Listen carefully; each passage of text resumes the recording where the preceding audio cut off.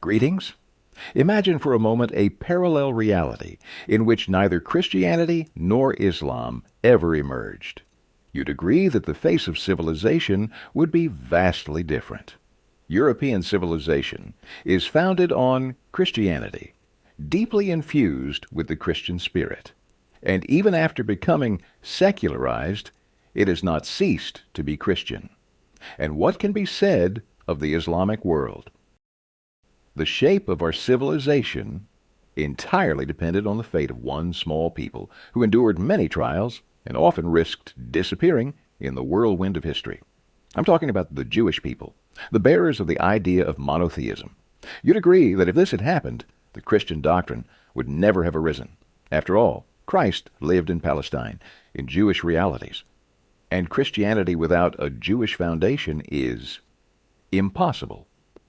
As for Islam, which is based on Judaism and, to some extent, Christianity, it's not even worth mentioning. From 912 to 605 BC, there was a state formation in Mesopotamia that historians have called the Neo-Assyrian Empire. During this period, the Assyrians managed to conquer vast territories and become the first world empire in history. However, these conquests carried internal threats to the very existence of Assyria. The Assyrian army, despite its many successful wars, suffered enormous losses. The native Assyrians were simply running out. The Assyrians seem to have found a clever solution. When conquering another country, the Assyrians resettled its population to another part of their state, and in place of the displaced captives, they settled people from some distant province. Deprived of their roots, the relocated inhabitants quickly assimilated and became Assyrians. There are records of the resettlement of various peoples, often involving hundreds of thousands of people. Within the sphere of Assyrian influence were two Jewish states, Israel and Judah. Therefore, Assyria eventually set out to conquer these states. In 722 BC, the Assyrians conquered one of the Jewish states, Israel, and resettled its inhabitants in Media, while people from other regions of Assyria were settled in their place. As a result, the 10 tribes of Israel assimilated and vanished from history forever. A similar fate threatened the inhabitants of Judah. In 701 BC, the Assyrian king Sennacherib, 704-681 BC, invaded Judah with a vast army, ravaged several cities, and laid siege to Jerusalem. The Judean king Hezekiah paid a massive tribute to the Assyrians, even taking items from the temple to do so.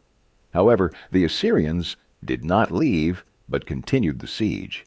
Yet, as the Bible reports, God punished the invaders. One night, the angel of the Lord struck down the Assyrian army, killing 185,000 soldiers. Sennacherib was forced to return to Nineveh. Judah was saved and survived for over 100 more years.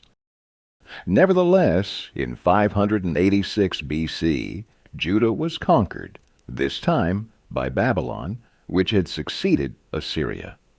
Its inhabitants, like those of Israel, were resettled in Babylonia. But this time, the captivity was short-lived. In 539 BC, the Persian king Cyrus the Great conquered Babylonia and allowed the Jews to return to their homeland. Thanks to this, the Jews were able to preserve their national and religious identity. We can hardly doubt that had this resettlement happened 100 years earlier, the people of Judah would have also been assimilated. So what happened in 701 BC? How did the Judeans manage to survive? Some researchers, dismissing the biblical account, argue that the Assyrians lifted the siege on their own, satisfied with collecting the tribute. To me, this explanation seems completely mistaken. At that time, Assyria had reached the peak of its power, with no rivals, and Judah's ally, Egypt, had been defeated by Assyria. One only needs to look at the map, where Judah stands alone, surrounded by the vast expanse of Assyrian territories. All the other small states that had previously existed, thanks to the rivalry between great powers, had already been conquered by this time. I see no compelling reasons for the Assyrians not to annex Judah and be satisfied with a ransom. Only an extraordinary event could have saved Judah. So, did a miracle actually happen? I'm a believer myself, but life experience has led me to understand that our Creator carries out His plan not through miracles, but through events that have a natural explanation. Therefore, the version of a miracle likely arose among the biblical writers who lived in a world of miracles. The only plausible explanation might be this: the Assyrian army was struck by a deadly, fast-spreading epidemic that incapacitated a significant part of the force, prompting its leaders to withdraw the army from the walls of Jerusalem. I cannot vouch for the accuracy of the death toll.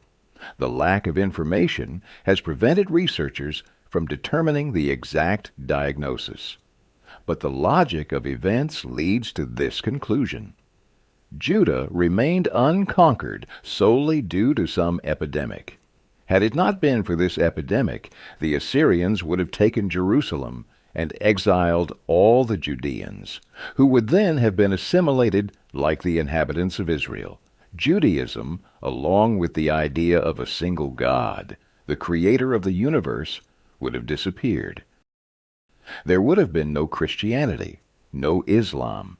We cannot know what our civilization would have become, but we can be certain it would have been different from what it is today. With this, I conclude my brief story. Goodbye.